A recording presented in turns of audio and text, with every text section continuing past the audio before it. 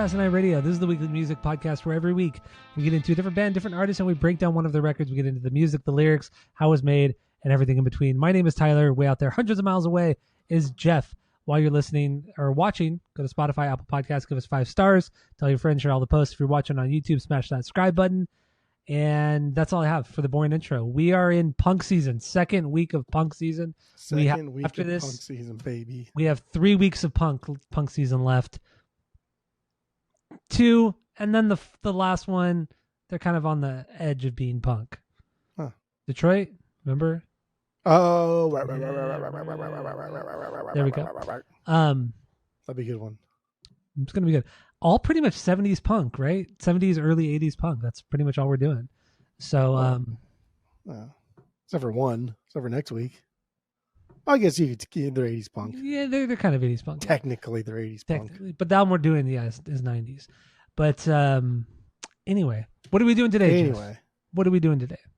We're doing Walk Among Us by the Misfits. By the Misfits. Their second record, some people say first record, from 1982. I don't say that. I say second record because it technically is their second record. And we don't include 12 Hits from Hell because that is not a real record, like Static Age is. From 1982, punk season, that's what we're doing. We've done Static Age before. If you want to go listen to that episode, go for it. We did that a little over 3 years ago on the podcast. Just look it up on all your streaming sites. It's all there. But yeah, Walk Among Us. Let's just get into our origin story. Origin story with Misfits. Like, we haven't done this fucking for 8 years. Like, I'm still fumbling around. Even Skip called me out on the Discord today about it. You should just write it down and read from the teleprompter. That's fun. Something. It is something. So yeah, what do you got? What's your origin story with Misfits? Go. No effects. We're singing from a teleprompter. They were. That's true. Yeah, most bands do. That's fine. Or a lot of bands do. That's fine. When you're playing 150 songs in 3 days, like I don't blame you. Yeah, that's okay. Yeah. That's okay. Korn does it, and they're the greatest band ever. So all right. Sure, dude. That's something, dude. We could have seen them. You were out here in California. We could have gone on Saturday and seen them, but you chose not to go see them. Where were they playing? L.A. At the BMO Stadium. I don't even know what stadium that is now. But BMO Stadium? The BMO. We didn't even drive to fucking San Pedro. There's no fucking way we're going to drive to L.A. I would go see Korn, but... That's silly. Anyway, origin story with Misfits. What do you got? My true origin story is at some point when we did Static Age, I think, maybe, I don't know. That's when I really listened to them and I was like, oh, this is pretty fucking dope. Otherwise, it was always just goofy ass Misfits. Misfits are goofy. They're a goofy band. Danzig's a goofy guy, and like I never really cared for Sam Hain. Never really cared for Danzig. I like the song Mother. It was fun to play in Guitar Hero. We had a good time doing it. Yeah, but I never got into the Misfits. I think it was because of like the people that like the Misfits are just so stupid sometimes. Like the Crimson Ghost thing is just like, it's everywhere. It is everywhere. And like Hot Topic just sold the fuck out of every merch possible with the Crimson Ghost on it. It's like, oh, that band's got to be stupid then. I'm not going to listen to them. Because I'm a punker, and that's what punkers truly like that do. With so many bands. So many bands. I think just 2. Just 2. Misfits. Actually, it was just the Misfits. Because I did listen to Metallica. I just didn't listen to good Metallica. Okay. All right. So your origin story was when we did it on the pod. That's so weird to me that you never heard any Misfits song. Oh, honor, dude. You probably did, but you were just being a little bitch about it. And I liked what I heard, but I didn't like it enough to dig in deep. I was like, okay, that's cool. I get it. Now I'm gonna go do something else. Okay. That's something, dude. That's something, dude. So my origin story with Misfits was American Psycho, the song American Psycho. Because I'd always seen the patches and shit like that back in like middle school, like late elementary school, middle school. I always saw the patches. So I went out to Napster.com, and downloaded the first Misfits song that popped up, and it just happened to be American Psycho. Downloaded it. Woo! Love that song. I really, really did love that song. That's a hell of a first song, though. It was a hell of a first song, correct. So then, this is early internet. I wasn't friends with that many punkers at the time, and I was embarrassed that I didn't already like Misfits. So I'm like, okay, I'll go to Best Buy and buy a Misfits record. And my dumbass, guess what I bought? I bought Project 1950. Yeah. On CD.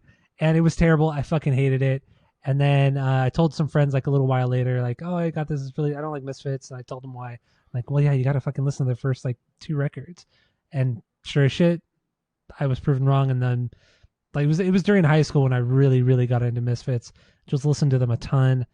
And I've wanted to do them on the pod for a long time. And we finally did in 2021 or 2020, 2021, whatever it was. And yeah, they're just, I mean, the Danzig era is unmatched. The 3 records, Static Age, Walk Among Us, and Earth AD, Wolf's Blood, you can't fuck with them. You just really, really can't fuck with them. Won't. Can't do them. So let's get into our initial thoughts on this record, Walk Among Us. We'll get into some of the background, songs individually, bangers, this and that. I assume you have no stinkers on this one, right? No, there's no stinkers. No stinkers. I agree. No stinkers. How many bangers do you have? This is one of those ones that's a lot like Bad Brains, where like every song I think is fucking cool. I enjoy it. I love it. But I didn't list them all as bangers. Didn't. Well, I have 13. Not to say they're not bangers, but I didn't list them all as bangers. Okay. Well, I got 13, so that's fine. Yeah, we'll talk about it.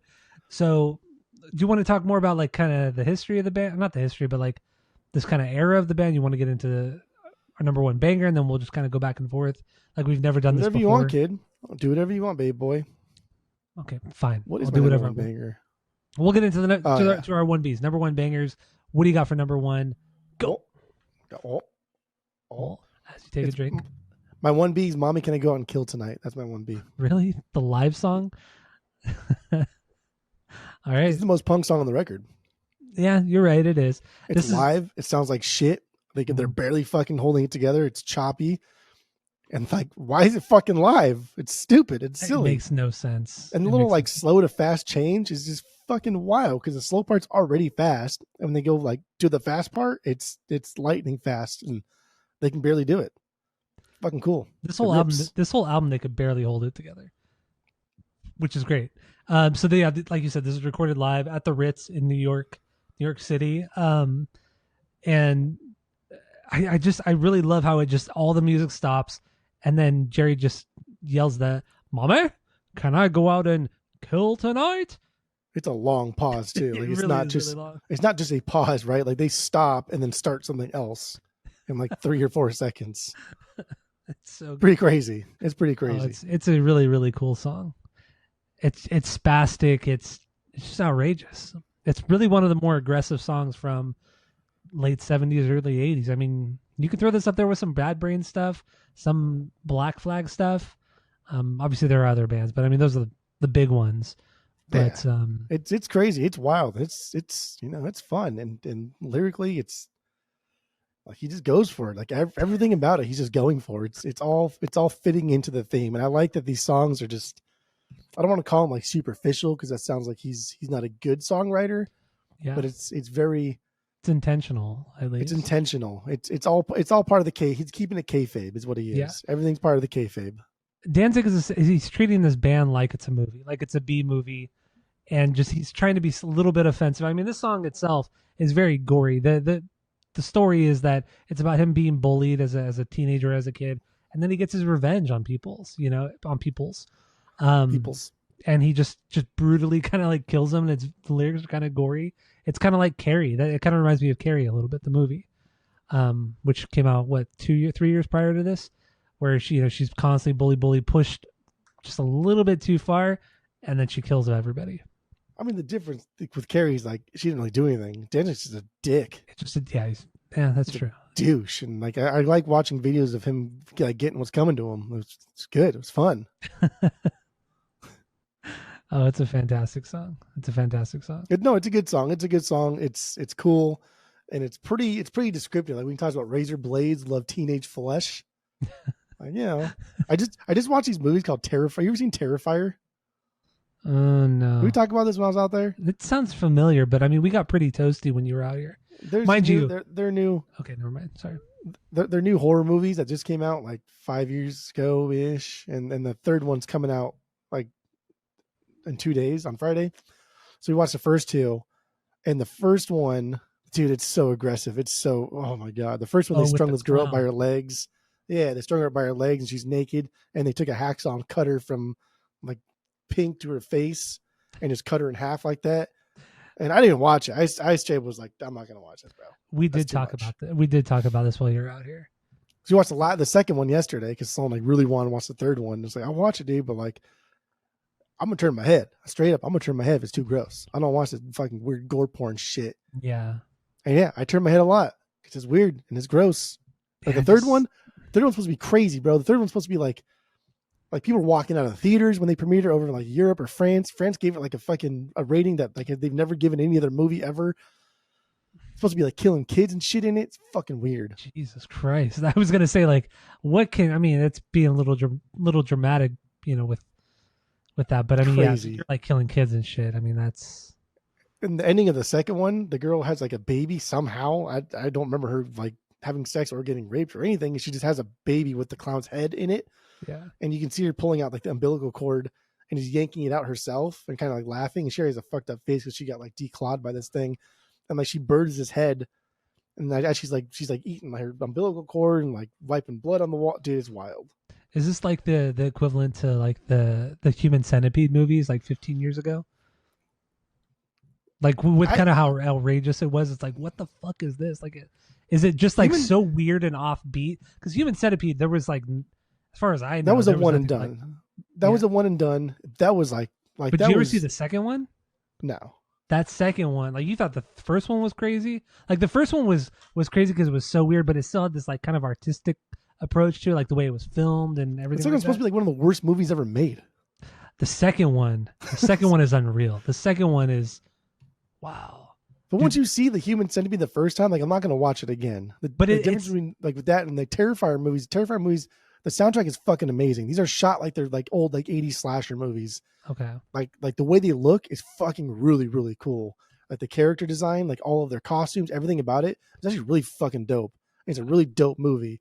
I've seen the clown. So thing. Gory. Yeah, I've definitely seen the clown thing, but I didn't know about the music's the music's fucking cool. It's like they're back in like Nightmare on Elm Street or Jason or something. It's really, really cool. And I like it. But it's really gory. Really gory. And I don't care for that gore porn horror stuff. Like it doesn't do anything for me. It's a little aggressive. Like the only thing that I thought was like a good movie was the first Saw movie. The second one was pretty good too. But that's like when it comes to gore porn, that's really as far as I go. I don't care to see more than that. Human Centipede was cool. Well, not cool, but it was.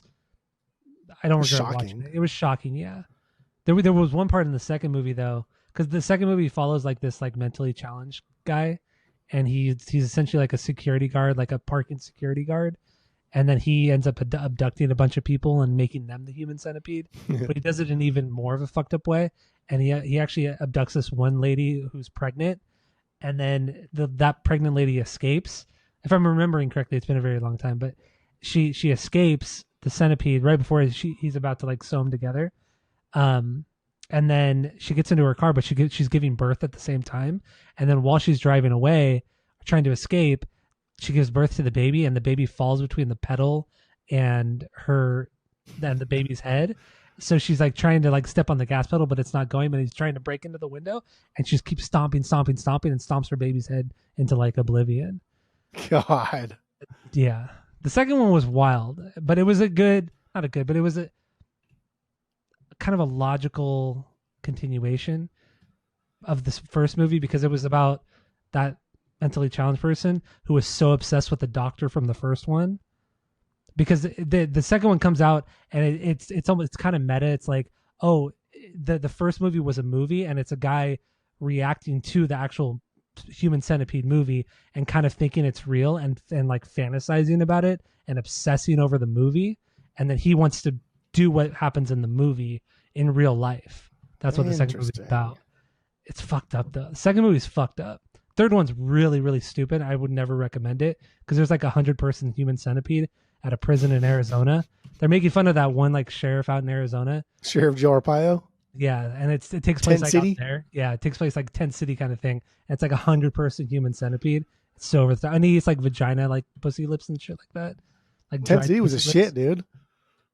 Tent city That was was a shit. something You in real fuck up, life. you go to Tent City. You literally live in a tent if you're in jail under the hot Arizona sun. Yeah, that's pretty. That's fucking That's nuts. something. They give him a fan, call it a day. That's wild. That's something, dude. It is wild. It's wild. I've met people who have been to Tent City like over the years, and they all say like it's not like you don't die. There's plenty of water for you. There's plenty of stuff. It's just so hot you can't do anything. So all you do is lay around all day.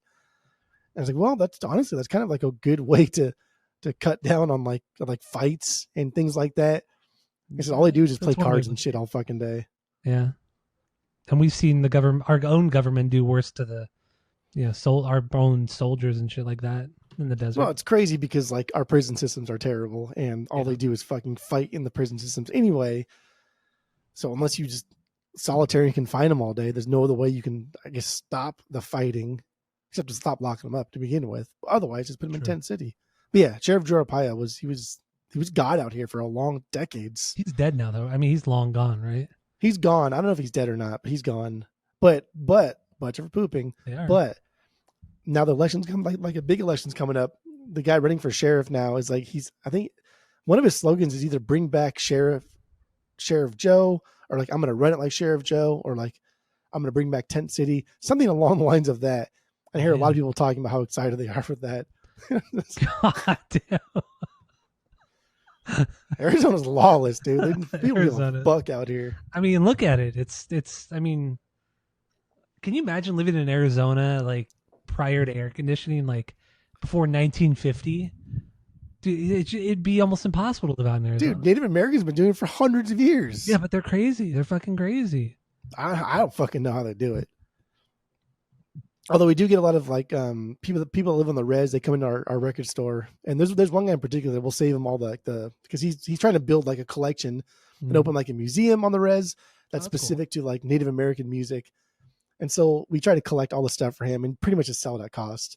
Nice. It's like we like this kid. He's a cool dude, but he'll come in like a sweater and shit and fucking jeans, like 120. I'm like, aren't you hot, bro? He's like, no, I'm good. Fuck. All right. There's some wild jeans, man. Man, that was quite the tangent. I didn't think we'd actually be going off on really any tangents on this episode because Misfits are just... It was Terrifier. You should watch Terrifier 1 and 2 and then 3, and then we can talk about it for Halloween. Dude, I just don't like the gore porn stuff. I don't like horror movies. They're cool movies, though. They're actually really good movies. They're cool. Are they scary, though? I don't like scary movies. I don't like to be scared. They're not like I'm a bitch. They're not any more scary. They're not. I know you're a bitch, but they're not any more scary than like the old like Jason movies or the Friday 13th or the Nightmare on Elm Street movies. Okay, got it. They're kind of intense sometimes, but it's. I like killers that are supernatural. I don't like killers that can be stopped. I like that's why I like Michael Myers a lot. It's because you can shoot him, you can cut off his head, you can do whatever you want to him. He's always going to come. And I like that. Like, I don't want. Because like killers that can be stopped and like they don't get stopped, it's based too much in reality. I don't want to watch. If I watch people get killed all the time by a real killer, I'll turn on the news. Right? That's what I'll do. I want to watch like a Jason. I want to watch like a Freddy. Okay, got it. This Terrifier guy's a dick. Like he does some dick thing. Like bro, that's just you're an asshole. That's just fucked up. Like how you killed that little kid right there. That was not cool, bro. I would not have done that. Anyway, yeah. Let's move on. Mommy, can I go out and kill tonight? That's what Spurt is, dude. It's the razor blades in the flesh. Because one of his tools that he uses is like a mace, but like a whip mace. You know, like all like it's like a long stick, and at the end of the stick there's like a rope. At the end of that rope, there's all these little like little fingers, kind of. Yeah. I know but what he does is he uses like a pipe, and then there's like a chain, and then attached to the chain is like, like 4 scalpels and like a couple pairs of scissors. And he uses that as a whip. So like whipping people's back and whips this girl's face and just like fucking like that. Like, oh. it's fucking gnarly. But it's Halloween time, and it's just like this is what we do during Halloween time. It is kind of fun to like be scared. It is kind of fun to do that, and that's like what Halloween should kind of be. It's not about just trick or treating, but it's also about like the spooky element. Yeah, I know. Like we've been talking about for years to like do a haunted house in our house, and I have so much wood in my garage. I really want to do it, but I know it's just gonna be me. I should ask Dave. Dave would have helped me. Halloween's cool. I love Halloween. I like Halloween so a lot. Yeah, I do. Well, you're like hardcore Christian thumper, so you don't like Halloween. You think it's the devil's holiday or some shit like that. Dumbest thing I've ever heard in my life. I've heard a lot of dumb things. I've heard a lot of dumb things from you, but that one's pretty fucking dumb. That's been anyway. Pretty fucking dumb. So that song "Mommy Can I Go and Kill Tonight" is my 8B. So whoa, yeah. So Skulls is my 1B. I want your skulls. I need your skull. I mean, the lyrics are just stupid. But I mean, most of the lyrics on this record are. This is kind of like a more mid-tempo jam. Like there's like two things on this record. You either have your more hardcore bass songs, or you have your almost like Misfits mid-tempo, which aren't even mid-tempo, but for them they are, with like a lot of the crooning, the backup vocals, more of a swingy feel to them, and that's what this is. And so I love that part of it. I really, really love how catchy and fun it is to sing, but I also love because this record is so kind of bootleg, and how shittily it was recorded. Throughout this specific song, you could hear the guitar cutting out in the mix, like the cable's like so shitty. For like the guitar cable is so shitty that it's cutting in and out, like because he's probably moving his guitar a little bit too much while he's playing. And I fucking love it. I love that. It's so stupid. It's like all of us have gone through our fair share of shitty cables that only work in one direction, one specific spot, and you know the spot it is, right? Yes, exactly. And like you're the only one that can work that cable, and you know how it fits in the end, and you know that cable is garbage. Then you try because it's so shitty. You kind of like tie it up in your strap and everything. So it's like kind of bent a little bit. Because that's the only way it really works is if the cable's bent, and you can do that by wrapping it around your strap and shit. But then you move a little bit too much, you walk a little too far away, and then you're fucked. I think I still have like 2 cables that are like that. God. And they break so easily. They do. But yeah, this is my 2B. I really only have, I think I have 6 like true Bs. Everything else kind of fell into the category of like, honestly, this song kind of sounds like this other song. Yeah. Like it's still all good. Like the Bad Brains thing. Like a lot of those songs kind of just sounded like other songs. Still good. I liked them. You can still tell it was Bad Brains. You can still tell these are Misfits songs, but I just haven't had that much experience with them. So I think they just sound kind of like other Misfits songs. I get it. Unlike Static Age, where every fucking song on Static Age is like its own thing. And that's why I think Static Age is their best. I get what you're saying, but I mean, I think what it comes down to when you're listening to both records as a whole, when you're not really paying attention to like when songs are going into the next song, I feel like, as weird as it sounds, Walk Among Us is a better sounding like cohesive unit, but Static Age is better a song like when it comes to the songs individually. It's a better album. I see what you're saying. Because like going through this album this week and like breaking down each song, because I don't have very many notes for the music, because I agree a lot of it is much of the same, and breaking it down, like, yeah, it's just, you could put like Violent World at the bottom. There's a few songs you could put at the bottom because it's like, damn, dude, he did this exact same thing on Skulls or 20 Eyes or whatever it may be. So I totally get what you're saying. I get what you're saying, but overall, Walk Among Us right now, this week, it did it for me, and it's my number 1. And Skulls is my favorite off this record, hands down. There's also something to be said. Like whenever we do an album of the week, we inevitably listen to it a lot, and so when you listen to something that much, it grows on you, right? Like inevitably it'll grow on you. Except when you Blink, your ranking is always the same, so that always kind of weirds me out. But yeah, I get it. I get why this would be your number 1 this week. And I mean, I listened to the first 3 records. Each one I listened to probably maybe 5 times over the last week and a half, because Earth AD is 15 minutes. This is 25 minutes. Static Age, I think, is 28 minutes. So it's like you can get 17 songs, 28 minutes. You can get through all 3 albums in a little over an hour. You know, that's a whole hip hop album right there. So, and we did hip hop season, dude. It's true. You can get through like you can get through the entire like Misfits discography in the time it would take you to get through like 2 Eminem albums. I know, easily. That's crazy. Oh, it's so stupid. That's punk, dude. Yeah, I know. I really like Skulls. Skulls is my favorite, and I just love to sing it. And the Skulls song cool. too, just lyrically, it's about him being like this demon and wanting to collect girls' skulls and shit like that. Really, just elementary, stupid horrors. like B movie horror shit, which is, you know, Misfits. With like what's I kind of like about Danzig, especially like the first half of this record, you can kind of like match the horror movie stuff with like some like underlying like anxiety, depression, like undertones. Like he's talking about his anxiety and depression. But after the first half of the record, it's straight up just talking about horror movies. I don't think there's any underlying meaning. I think that's like what his like his defense mechanism was, right? Like he was a dick and everybody hated him for it, and therefore he hated them back, and his way was to fall into this, was to be like a horror movie buff and love this kind of stuff. And so I think like when these songs are always so like dark and drab, where a lot of like old kind of B horror movies where there was a fun element to it, and sometimes there's not a fun element to these songs. They're just kind of like dude, that's kind of fucked up. Yeah. I think that's like his kind of like depressive nature coming through. Also, like I didn't know until this week, he was fucking old, dude. Like when like they were already started like 25 when fucking Misfits like formed. Yeah. You know, like most bands, like they're like 16, 17, they fuck around, they dick around for a little bit, and they cut their first record at 18, 19. He's like 25. Yeah, and then by the time Doyle joined in 82, I believe.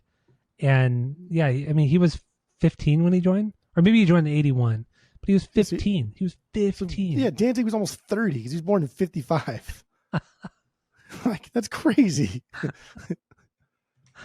Oh, I know. Fucking Danzig, dude. Oh my god, such a butthole. Such a butthole, but the tightest butthole like that's ever been. But you can't not love these songs. I mean, this record was recorded in 81. This was the first record Doyle played on. I think he was 16. I'm pretty sure he was 16 when they recorded this album in 81. So, did you listen to a lot of covers too? Because so like what I did, was it today or yesterday? I don't remember, but I made my playlist of songs that are on Spotify through various things. There's only like 3 songs from this album that were not on Spotify. Yeah. Everything else was on Spotify in some capacity. But when you type it in, like Mommy Can I Go Out and Kill Tonight, it'll say like Misfits, and then also like any band that's covered it, right? Yeah. And so inevitably I was like, oh, fuck it. I will also listen to this cover one right after the original one from a band that I think could probably be interesting. So Mommy Can I Go Out and Kill Tonight, the Bouncing Souls did a cover of it. AFI's done a cover too, but it's not on Spotify. That's why I don't listen to it then. But yeah, Bouncing Souls did it, and it was good. And I like the Bouncing Souls. That comp came out, I think, in like the early 2000s, right? Yeah, I think maybe 07. Wasn't that like, okay? Yeah, I knew. It was 2000s. Yeah, it was 97. It's a cool cover though. It's a really, really cool cover. Yeah, I mean, it was cool. I mean, look at Metallica. One of the reasons why Misfits blew up, like after they broke up, was because Metallica covered Green Hell and they covered Last Caress. Like they would play them in concerts all the time. They still play Last Caress all the time, but in like I think it was 86 or 85, they put out the Garage Days EP, and that had Green Hell and Last Caress on it, and that just that catapulted Misfits into like modern or to like popular metal, popular rock, because a lot of people had not heard Misfits at that point. So, I mean, if it wasn't for Metallica, I really don't think Misfits would have been as big as they are at this day and age, because they've been a constant advocate for Misfits for decades now, wearing the Crimson Ghost t-shirt, playing with Danzig, playing with Jerry Only on stage. Like they always support this band. I think that's the Misfits on like in a nutshell, right? So like the things that we said, like the Misfits are, it's Danzig's crew and the punk, but also like the bickering, also the fighting, also the fact that like they've never really truly reunited since like the early 80s, right? Yeah, I mean, like not the full, not what Jerry, we want the Misfits to be. Not Jerry and Glenn, no. But I mean, like Doyle has played with Danzig's solo band, played Misfits songs over the decades. But yeah, Jerry and Glenn, it's always been Jerry and Glenn. The early 80s, like they've not like fully formed and done like a reunion show. Yeah. And like that's the stuff that helps like sell your merch, sell your brand, sell your records. And then like the whole legacy brutality thing when like Danzig went and like redubbed Jerry Only's shit. Like, are you what the fuck? Are you Billy Corgan, dude? Like, get out of here. Not only, but also Doyle and forgot the other guitarist's name, but yeah, he redid everything except for the drums. What a douchebag! Like you're a douchebag. Yeah. That's a douchebag move. But it's his songs. He can do whatever he wants. Like, He has all the rights to move. It is a douchebag. But he has all the rights to do it. But it's also like the fuck you to Jerry especially. That's what it is, right? Like the whole Fat Mike's a dick thing, like whatever. Fat Mike don't do that shit. No. Danzig does it and like, oh well, it's just Danzig. Like, no, it's a dick, man. He's a bigger dick than Fat Mike is. I agree, yeah. And he's a petty dick too. Do you ever watch that? Well, actually, somebody today, one of our regulars, Matt, there's a band in Arizona called Northside Kings, or they were a band in Arizona, like a hardcore punk band. Yeah. I guess there was an incident in like a backstage show where the Northside Kings were playing with Misfits or something, and Danzig, like one of the guys from Northside Kings was fucking huge, like 6'4".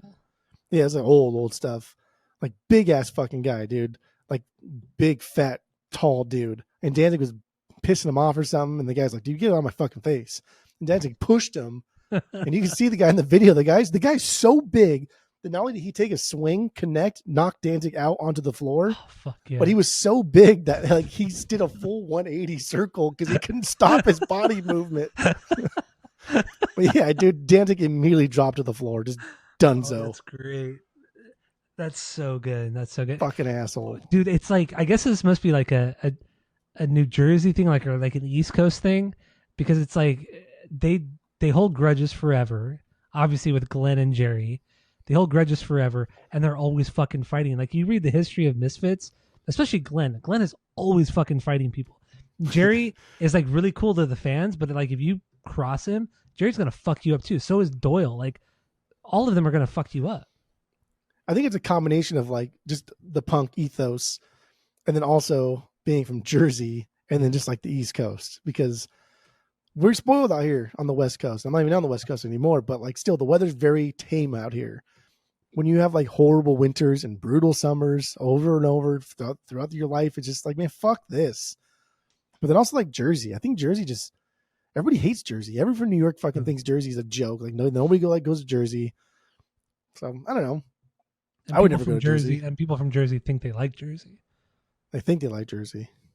It's like that episode of South Park, like in the early 2010s. Do you remember that? It's a Jersey thing where Kyle's mom, it's when the Real Housewives of New Jersey was really, really popular, and all of a sudden all these Jersey people start showing up in South Park, and you come to find out that Kyle's mom is actually from Jersey, and then the whole tagline is like, oh, it's a Jersey thing. Like, they're fighting with people, they're being assholes, they're being dumbasses. It's a Jersey thing. Don't worry about it. It's a Jersey thing. That's like the entire thing, the entire part of the whole episode. And then Jersey takes over the entire United States. It becomes like this like kind of war between the United States and Jersey encroaching on them. Great episode. I don't great fucking episode. One of the best. One of the great episodes of South Park. Fucking love South Park. Okay. I mean, there's a lot of cool things that came out of Jersey. Yeah.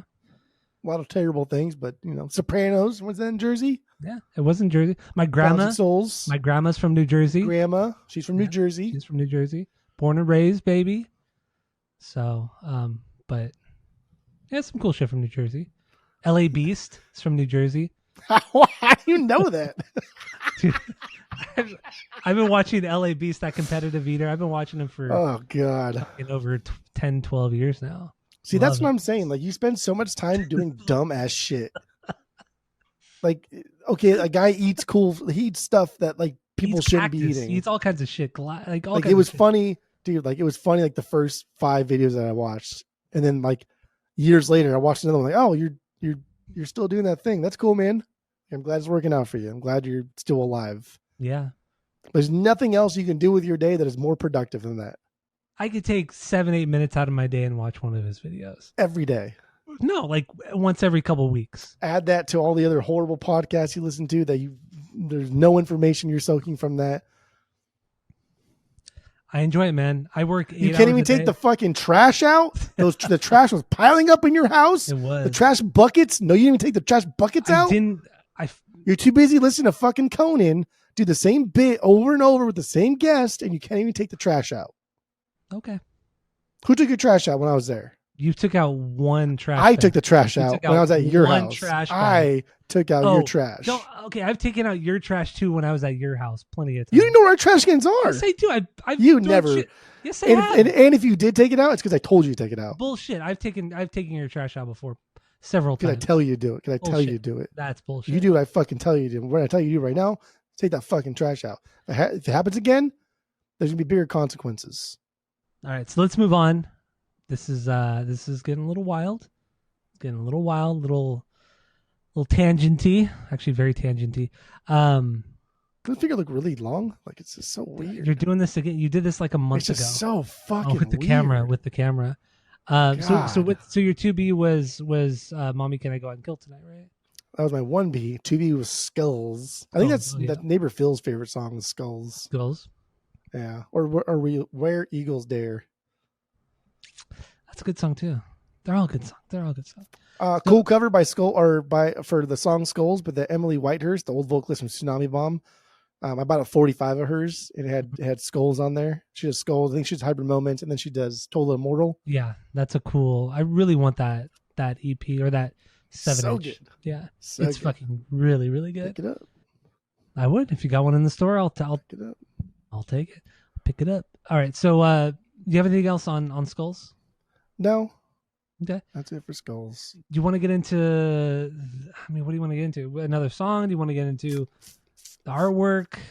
Getting the artwork a little bit because he was throwing a little bitch fit about the artwork. I like the artwork. I think it's cool. I do too. I like most of their artwork. I think it's really fucking rad. So this is like, I like this. I mean, I think Static Age is probably the worst artwork, but yeah, I like this one a lot.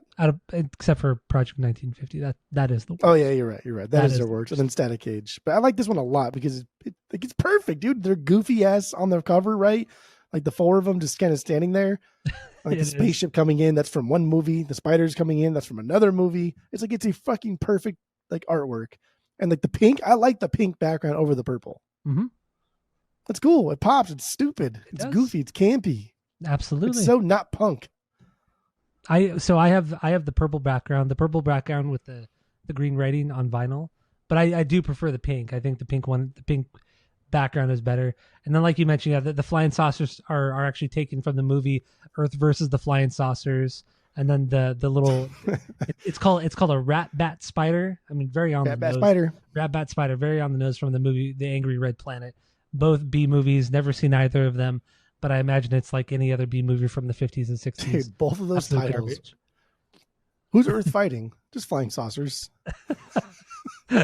Love it. And so call it the rat bat spider. It's very. What we should have was B movie season. We should have incorporated all October with B movie season. That would have been good. Maybe next year.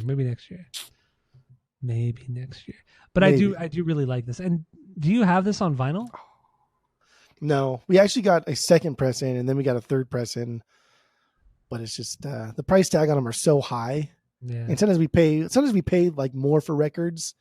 And so when we buy a record for, let's say $100 and we sell it for $200, I feel worse about taking it home than I do if someone just drops off a collection and just says, "Hey, you can have this," and then I find it in there and like, "Oh shit, this is in there."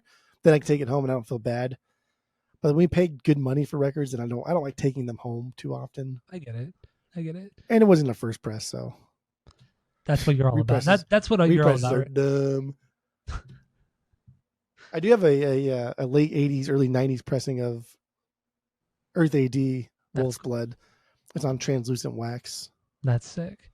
Yeah, my Earth AD, mine's like a 2020 press. My Walk Among Us is an 88 press, and then my Static Age is I think it's a 2018 press or some shit like that. Yeah, I think I bought mine on fucking Amazon. Oh, your Static Age, yeah. Yeah. I guess we could talk about like some of the unless you were already been talking about something else. No, I'm good. I'm good talking about the album cover. I mean, what it comes down to is like the different colors, but that only comes into effect when you're talking about the vinyl variants and how expensive a lot of this fucking shit is, which I think is relevant. That's what I was going to get into, baby. Is just how expensive their early shit is. Yeah. How wild their early stuff is. Now, all right, so what do you got with the vinyls then? You know, just how wild some of these records are, how much they fucking go for. So yeah, for whatever reason, some are worth more than others, and that I don't quite understand and get why, because like Walk Among Us is not worth as much as like Earth AD Wolf's Blood, like an OG of that. Yeah, I know. It doesn't make much sense. Maybe And because it's less sought after. That's the only thing I could think of. I think maybe they just made less of them, right? Nah, that's fine. Like an original run of it. Yeah, maybe that's it. Because like Walk Among Us, I think you can buy it for like $500, like an original, which is still a lot of fucking money. Yeah. But I've become very desensitized for the price of records because the store. But like an OG of Wolf's Blood is like $5,000. You actually know somebody who has an OG. I know. I do know somebody who has one too. Condition, I don't know what it is, but I keep Probably throwing out. I message him every couple of months and just remind him that I exist and remind him of what he has and remind him that I would give him thousands for it. And that's something that like we try and pay like half of what your record is worth. If we sell for 100, we'll give you $50 for it. Something like that I know I can probably sell for $5,000 in like a week. I don't mind giving like 3,000 for, because I know I can make $2,000 in a week. Yeah, and people might think, people listening not knowing the game, think, oh, that's a terrible deal for me if I'm selling it to you. But honestly, what you guys give people is not significantly, but it's much higher than what most record stores or dealers give people when they sell records. So, I mean, you actually give a very good deal. Greedy fucks out here. They're like, oh, that's it. I'm like, you're making more money off of this than I am, because I have to pay taxes on this shit. You don't. There's that too, like, yeah. Oh, I guess you're right. I'm like, yeah, you idiot, the fuck out of here. Get the fuck out of here. And then the other EP, the Bullet EP, right, with the JFK exploding head, that one's worth a pretty penny. But the Holy Grail, the biggest one, the one that like any collector of punk, even 45s, like everybody wants this. And I don't even know what songs these are. The Cough Cool. Yeah, it's the first song that they ever recorded and pressed to vinyl.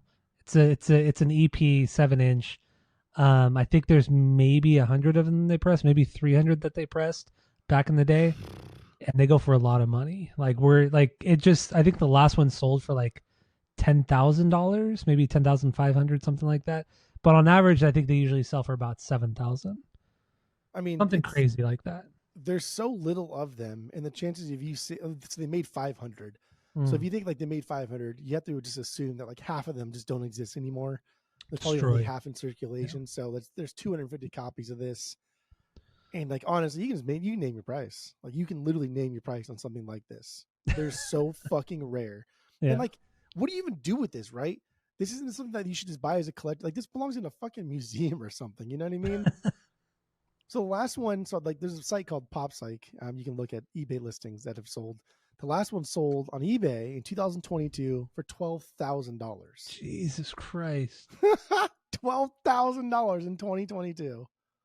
Wow. Yeah. I was just basing my number off the highest sold on Discogs, and it was like 10,700 or something like that. That's for two songs. There's just one song on each side. So that's fucking absolutely insane. But yeah, this is the type of thing that like the punk rock museum wants and stuff. But them fuckers got paid for this then.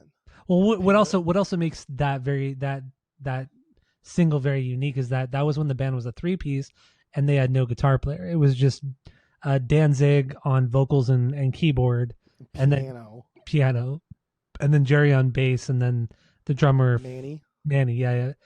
I think that was the only thing he ever played on, right? I think was just that. Yeah, I'm on his Discog just like searching. That's pretty much it. Yeah, he didn't really do much for the band, like Manny Martinez or something like that. I forgot his name. They've had a lot of. Year. Really? No shit. Yeah, age 69. Nice. That's fucked up.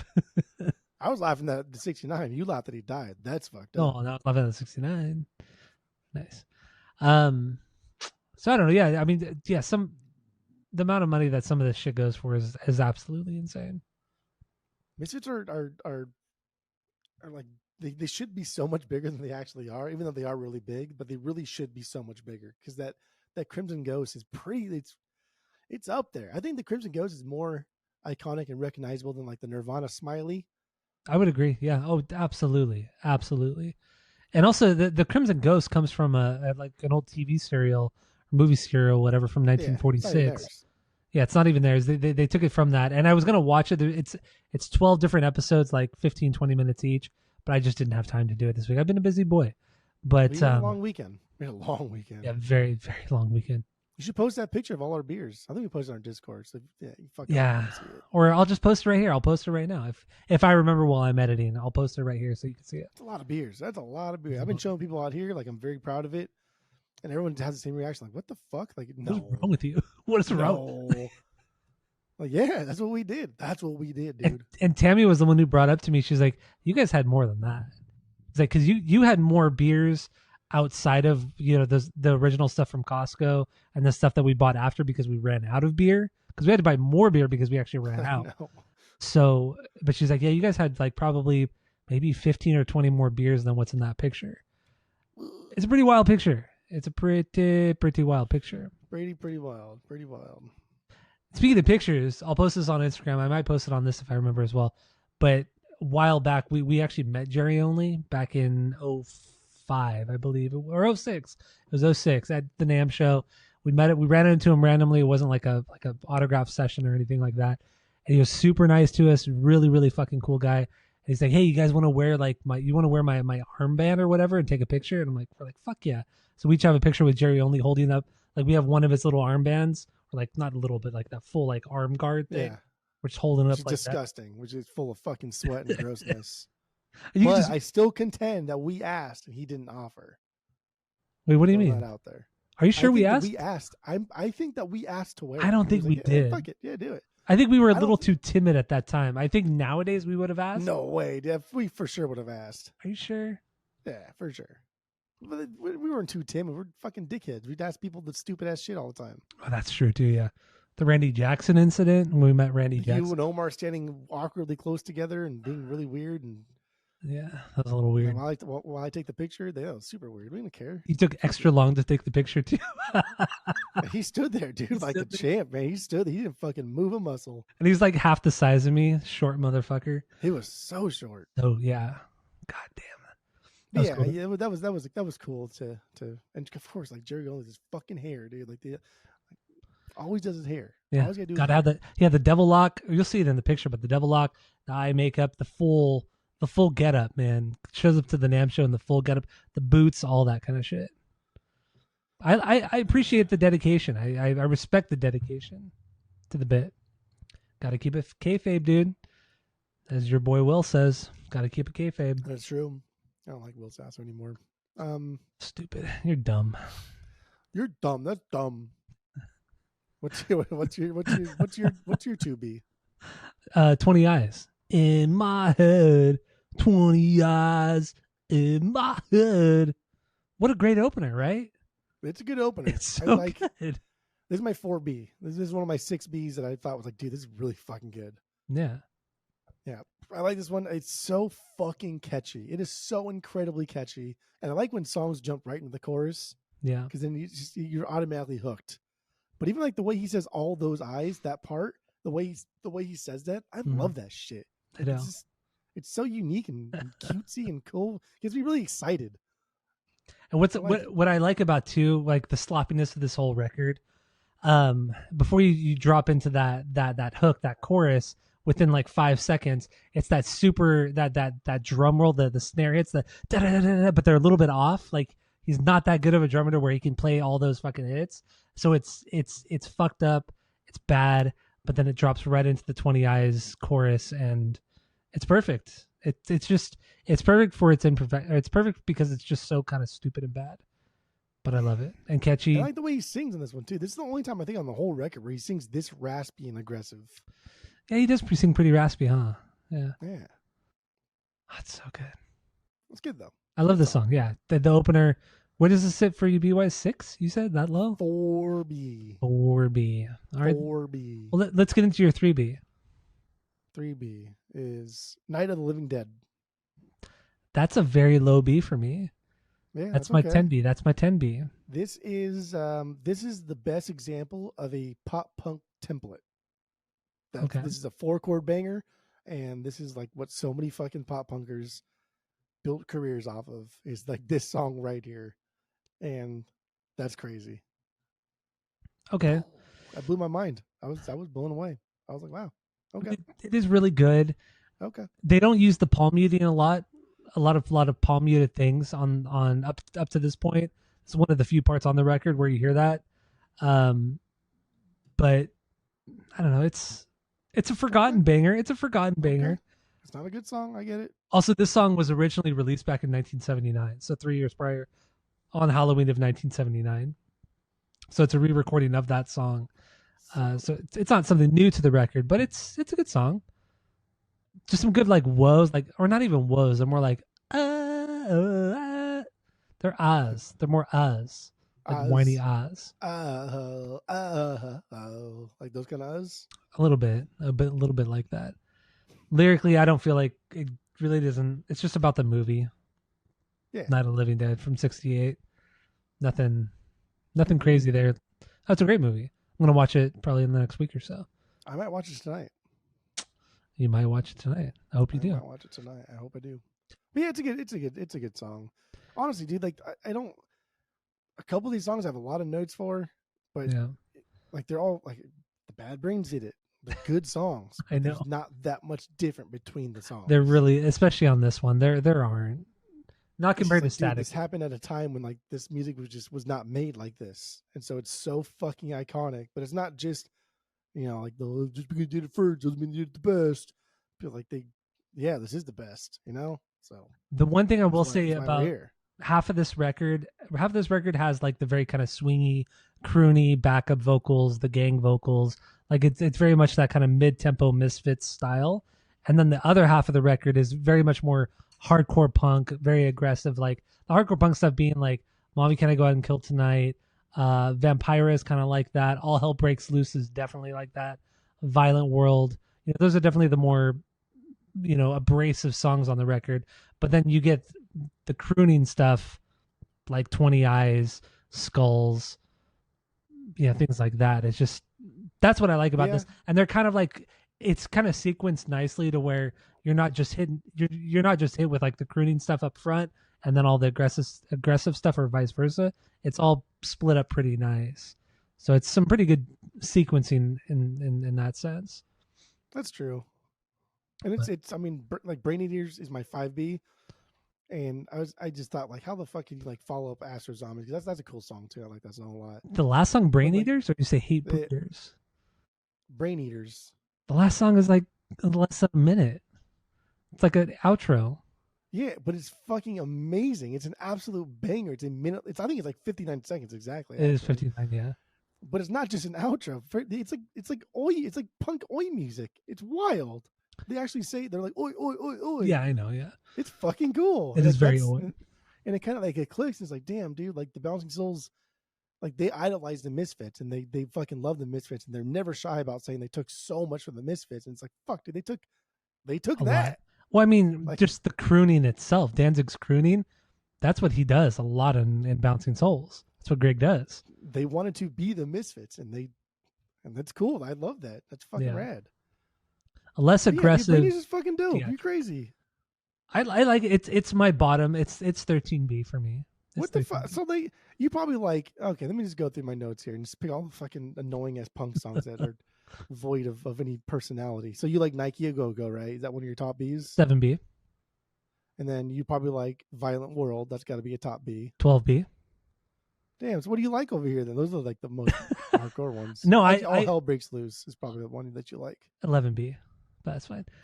I love crooning. I love crooning Danzig. I mean, my favorite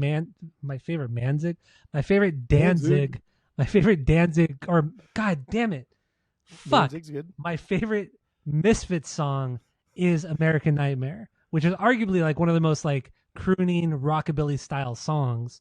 I fucking love that song. I mean, that was early on too. That was also when I really really started to like Misfits, because that song was in a Vans commercial. You remember that Vans commercial where the guy was like in like, I think it was like in a padded room, like in a psych hospital, and then the American Nightmare was playing. Do you remember that commercial at all? No. Well, it was a Vans commercial way back in the day, and that song I really really liked. So So yeah, I mean, and that's like one of the crooniest songs he's ever put out. Like one of the most 50s, 60s, early 60s sounding songs they've ever put out. Fucking love American Nightmare. I love the crooning Danzig. That's my point. You could have fucking fooled me because you left Static Age as below this one, but that's all right. Well, what are you gonna do? Could have fucking fooled me. What are you gonna do? Could have fooled me. So but yeah, we got to talk about Astro Zombies. Let's get into Astro Zombies. What do you got on this one? Firstly, this sounds there's a lot that sounds exactly like On the Road Again by Willie Nelson. Really? Like, yeah. He goes, whoa, all I want to know. And then if we go, On the Road Again, that's that same fucking song. And interestingly enough, is that the whole like chord progression of this, the din din din din din din din, Me First and the Gimme Gimmes play that when they play On the Road Again.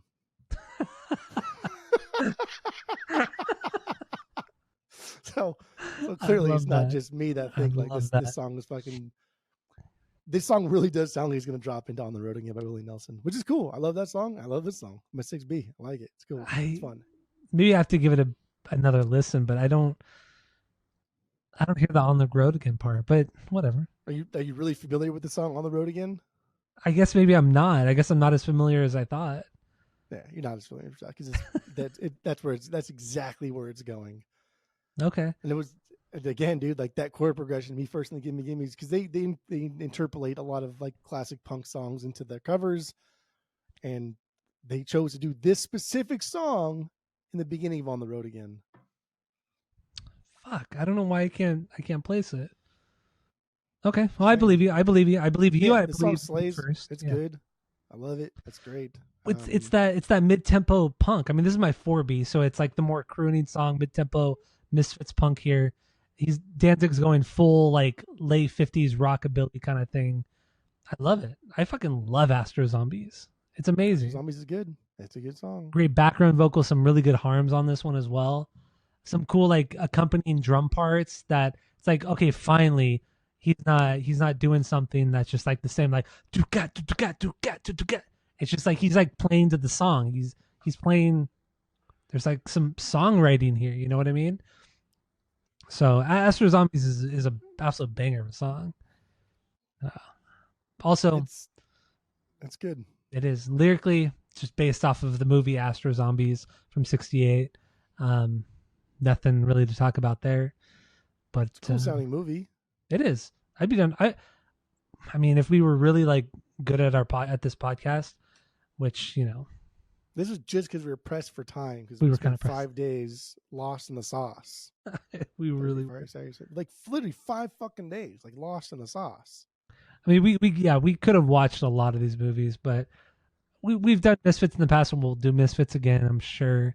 Dude, the way we treated our bodies this past 5 days was as if like, I don't even know. I'm just gonna say something mean about people that are trying not to drink so much, but it was wild. Like what we did, it was crazy. I mean, we've estimated that we had 125 beers, I think it was, between the two of us. 125 beers in 4 days. Basically, really 4 full nights. Days. Yeah, 4 full days. 3 full days and 1 night. That would be the better comparison. Because you got in on Thursday night at like, we started drinking at like 10:30 on Thursday night. Like 6. Till 5, yeah, 5:30, around 5:36, yeah. And that's why we didn't work the next day, because we were really hungover. Yeah, that was just not going to happen. Yeah. But anyway, yeah, we had a lot of beer. God, that's wild. Astro Zombies, one that I really wanted to touch upon. The other one, honestly, my notes are very a little bit thin. Nothing against it. Very, very, very superficial. A little thin. Very, okay. Very thin. That's fine. I mean, what it comes down to is, I mean, this band they weren't together for very long. 5 years? Like initially they were together for 5 years, not counting the Graves era, and then the reunion. I mean, they were not. I mean, they put out a lot of songs within 5 years, essentially 3-4 albums worth of material, 5 albums if you want to really get crazy. So they really didn't. They did a lot of stuff in a very, very short amount of time, considering how little they have. I mean, some of these records, I think it was, what was it, Earth's AD I think it was Earth's AD. No, maybe it was Static Age. They recorded and mixed that entire record in 6 days. 6 fucking days. And the only reason why they were able to do it, no, that was Earth's AD. With Static Age, they were given 30 hours. They were given 30 hours of studio time because Danzig ended up selling the rights to whatever record label he had started. It was like Hopeless Records, not Hopeless Records. It was something. But he ended up selling it to like EMI or some other fucking major label. And they were like, yeah, so I'll sell you the copyright to my label if you give us 30 hours of studio time. And they did. And that's essentially where Static Age came out of. And then Earth's AD, like I said, I think that was 6 days to record and mix that record, which is fucking nuts. Like we talked about like Nirvana's Bleach that was done in like 8 days or something like that. Like, damn. Yeah. That's nothing. These are punk tunes. Yeah, they're not overly complicated, but even still. Fucking same drum beat over like 80% of this record. Like it's nothing. Like all these things that I knock bands for doing this, 30 years later. It's like these are trail runners here. They're paving a new spot for punk music, for music in general, for singers. So it's not difficult music to do, but like man, it's so fucking iconic. Mm-hmm. And it's 90% fucking Danzig. Just his voice alone. Like it really is. Yeah, Misfits. That's most what Misfits is. 100%. 100%. Did you ever listen to? Didn't one of them or some of them do like a Christian? Yes, thing? I did want to talk about that. So after Danzig broke up the band, or he left the band essentially, he went on and did Sam Hain did 3 records. I believe it was 3 records with them. Jerry Only, and really Jerry Only became like this born again Christian after having a child.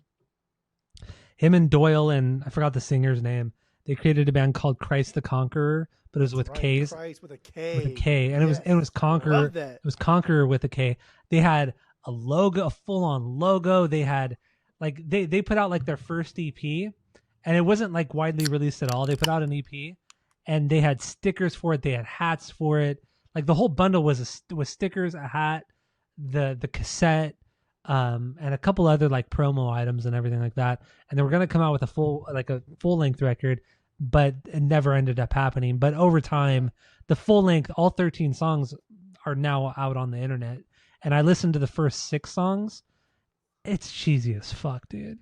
Did you listen to it? Misfits cheesy? No, I didn't know about it until today. No, it's very much more metal. Like what's not Dio, like maybe musically like Dio metal, but not vocally like that. So it's very I can't even explain it. It's over the top. It is certainly over the top, but not technically over the top. It's just Dude, it just the name sounds Christ with a fucking Christ K the Conqueror. is wild. And did you see the logo? So it's like the hilt of the sword. The hilt. So it's a sword, but the hilt of the sword is the K, and then that's so cool. And then it says Christ the Conqueror within the sword blade. That makes sense. Fucking cool. Like you have to see the logo. Yeah, it's kind of a cool logo. It's kind of a cool logo, but very late 1980s. Very. So this very was late 1980s. this is fucking Misfits, dude. Jerry Only, Doyle.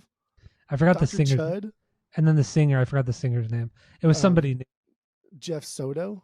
Yeah, I don't know. It was some random New Jersey guy, some New Jersey mooch or something. Some fucking New Jersey mooch. I guess he plays on a lot of, he played on Rising Force. He sings on Yngwie Malmsteen's.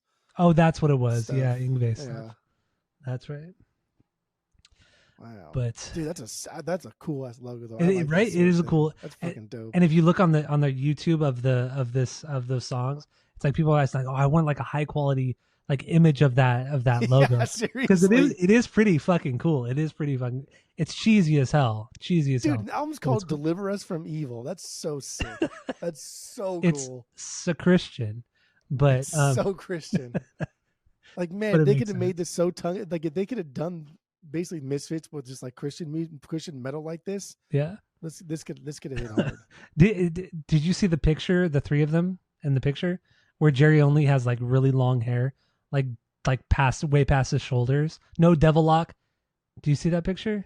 Because if you go on YouTube and if you type in Christ the Conqueror, there's like a cheap promo shot of of Jerry Doyle and I assume the singer. Yeah. Oh damn. He has like super long like brown hair. Like it's not dyed black. It's just like long, slick back, but all the way super fucking long. Oh, that's so stupid. Yeah. Yeah, I don't know. Anyway, yeah, Christ the Conqueror, that was something, man. I got through half of it, and it wasn't terrible because I only shut it off because I had like other things to do for work, and I just never went back to it. But it wasn't god awful. But anyway, yeah, Christ the Conqueror, that was. But nothing was like really officially released outside of like a small cassette of a few songs.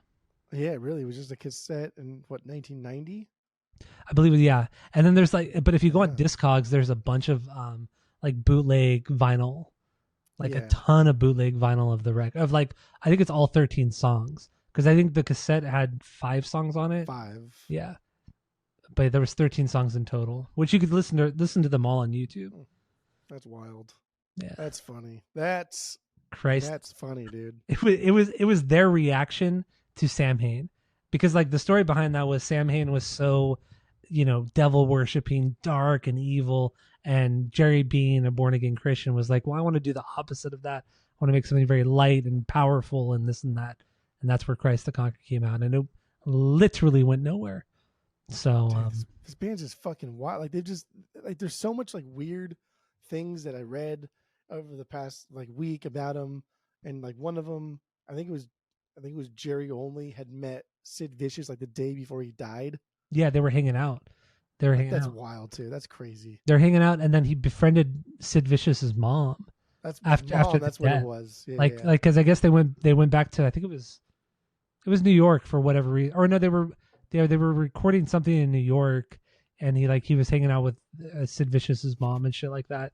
Something crazy, but that's another thing too. Like their relationship with the Sex Pistols at the time, they were pretty close with that band. Maybe not Sid Vicious, but at least the other guys for a while, and then eventually Sid.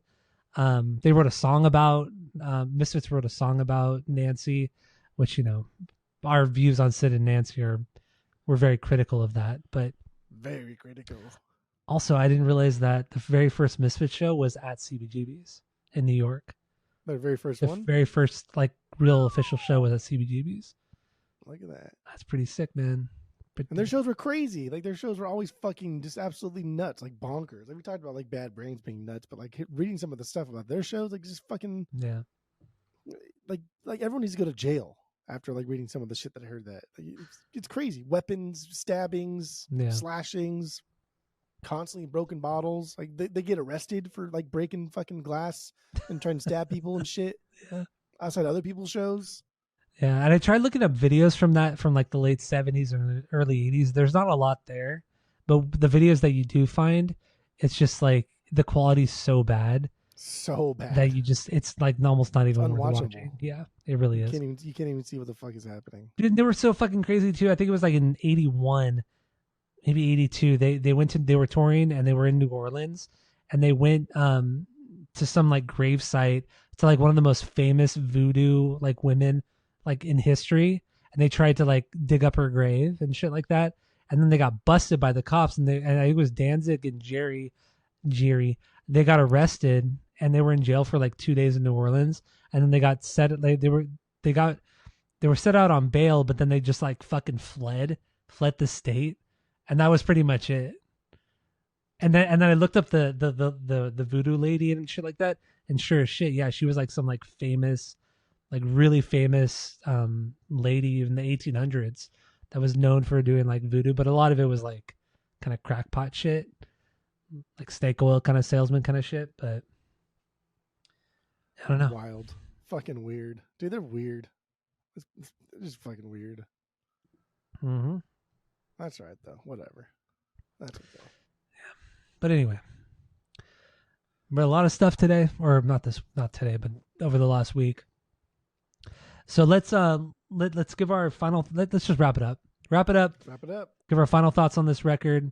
Actually, real quick, I do want to know. I want to talk about one other song, "Devil's Whorehouse." Where does this sit for you on banger on the banger list? As you're putting on some nasty ass chapstick.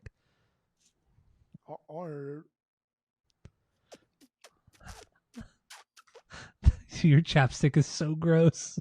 I hope people are watching on Spotify or YouTube and see how gross this chapstick is. It's so gnarly. Devil's Whorehouse. This is just one of the ones that I thought was just a little bit like the other ones, although this one was super dark sounding. Like it's not very trebly, but it added to like the overall aesthetic. I love his yelling, but it was just, it's another song. It's another song.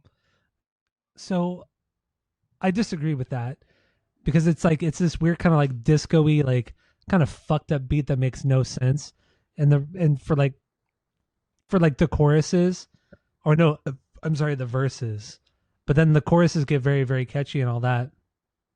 So it's a very, very weird drum beat. But then also like the way it was recorded on this record, they put like this like electronic like snare hit on top of the actual snare, and it just sounds like garbage, which I thought was kind of cool and kind of like punk and kind of silly and dumb at the time. But I do like this song a lot.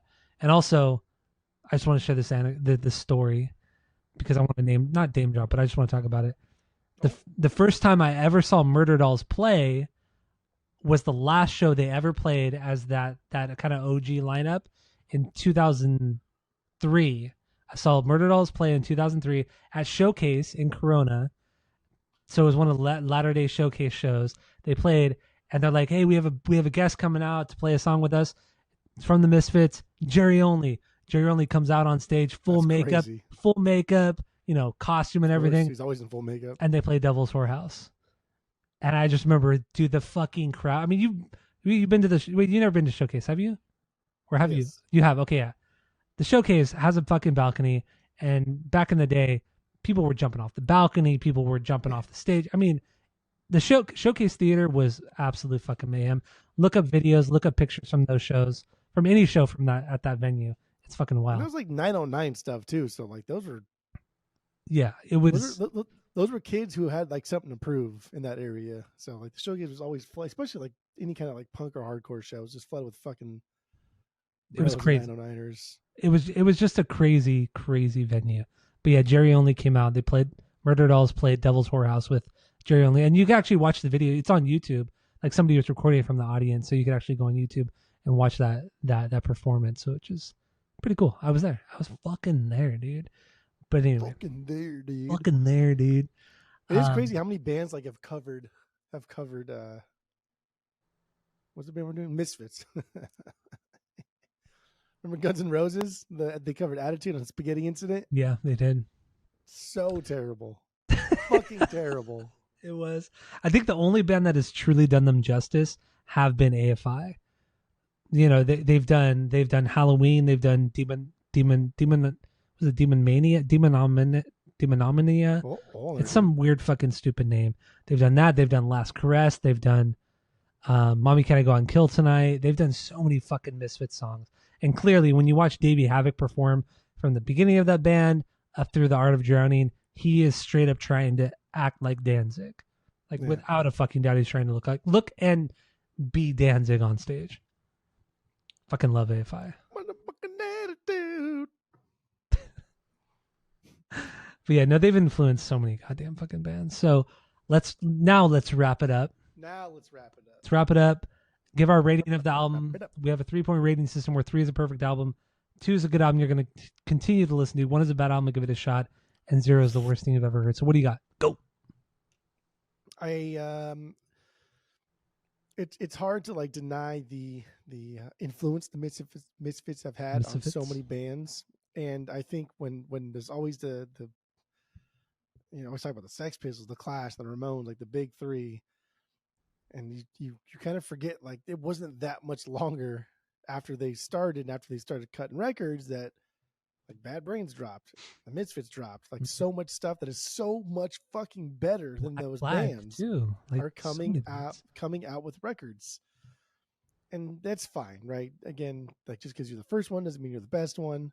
So there is something to be said about the first ones. I get it, but like, dude, it's fucking night and day. Like they took a recipe and actually made it like palatable, made it digestible, and made it better in every way, shape, and form. Like literally every way, shape, and form. And it's crazy because this record kind of like objectively kind of sucks, right? Because they don't really do anything. Yeah. The drummer doesn't really do anything. You can barely hear the bass player. You can barely hear guitars. Like, there's really nothing to this. It's all Danzig, baby. But damn, it works. Like, fuck, dude. When you hear Danzig start to croon, you're just like, oh, your knees buckle, your feet melt, dude. It's so good. Yeah. Like, fuck, man. There's never, even still today, there's never been a punk singer that could top Danzig. No, never. Or that sound never. Like when it comes to like unique voices, Danzig is so himself. Like, Danzig when you hear it. You know Jello when you hear it. Like, you just get these singers that you just know it's them. I fucking love that. But like, if you play, because even like Dexter Holland has a unique voice, right? And True, there's so many people that hate fucking his vocals. There's some people that fucking just do not like Jello and the way he sings. But you can't, like, nobody hates Sinatra, right? Nobody fucking hates like Dean Martin. Nobody hates Nat King Cole. And nobody hates these vocals because they just like, they are good. They're meant to be fucking amazing and warm and fuzzy on the inside. Danzig takes that and it adds punk to it. And that's just stupid. That's a recipe that should not fucking work. Like, you imagine Sinatra like playing in a punk band? That's stupid. Wouldn't make sense. Dumb. Wouldn't make sense. The Misfits, dude. That's the Misfits, dude. Mm-hmm. So yeah, I don't know. It's just this should not be as good as it is, and I haven't spent as much time with it over the years, so I don't think it's as good as Static Age, like, by any means.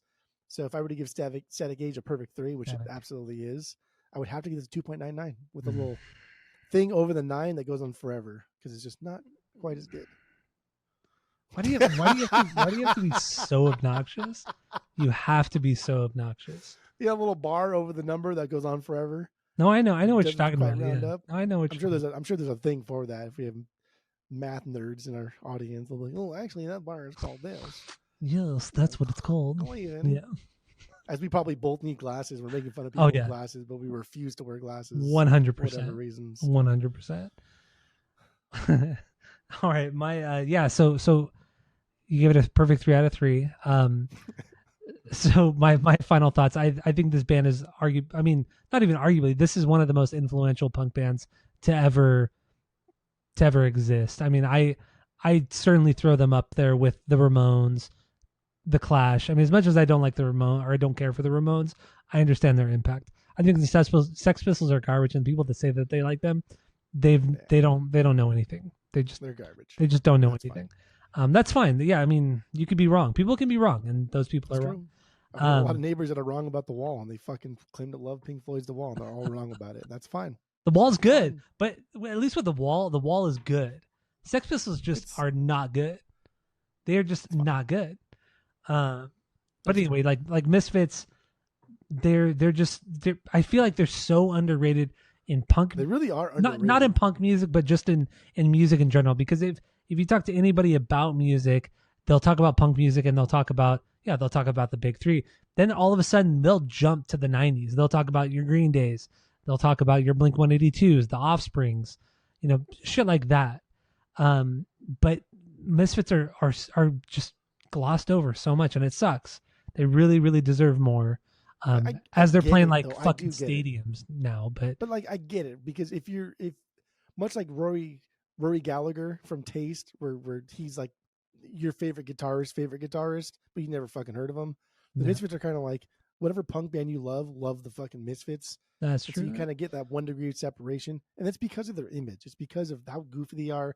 It's because of their lack of like good branding outside of the Crimson Ghost. It's because they don't fucking have reunion tours. It's because they don't put out like numerous records that's not 15 people that are new in the band and shit. They just have like bad. They probably had no manager at that point, and probably had no, what do you call the guy that like makes sure your marketing is on point? They well, that's another thing too with the Misfits. They did, which I thought was kind of cool, as you put on you put on chapstick so weird, and it's so irritating. I bought like a bougie chapstick. Actually, Renee bought it. It's like they got this weird fucking hydration thing. Even though it's just it feels so even though it's chapstick brand, but that's bougie. Yes. There's not a lot of things in life where you get like instantaneous gratification. Which I agree. When you put on chapstick, it's fucking instantaneous. I agree with you on that. When you're really thirsty, you drink water, boom. Instant, yeah. It feels great. I agree with you. But the way you you're doing it again. How do you put it on? The way you put on chapstick, you put on like lipstick, like you put it on well, that's your problem. I don't wear lipstick, so I didn't paint my nails in high school and wear lipstick, so you got me. Did you? I didn't put on lipstick. Put on, all that other stuff, but jizz. I forgot. I lost my train of thought. They're underrated. I lost. They really are. They really are fucking underrated. Yeah, totally. Wild. I don't care. Everybody knows Misfits are Danzig era Misfits is amazing, fantastic, perfect. I don't do it often, but it's a perfect 3 out of 3. You can't deny it. You can't deny it. Just can't. Can't do it. So perfect 3 out of 3 for me on Walk Among Us. I do love Static Age and Earth's AD as well, but Walk Among Us just this week just did something for me. I think it's the number one underrated band overall. So thank you all for listening. Go to Spotify, Apple Podcasts, give us 5 stars, tell all your friends, share all the posts, and that's it. That's all. Punk season continues next week with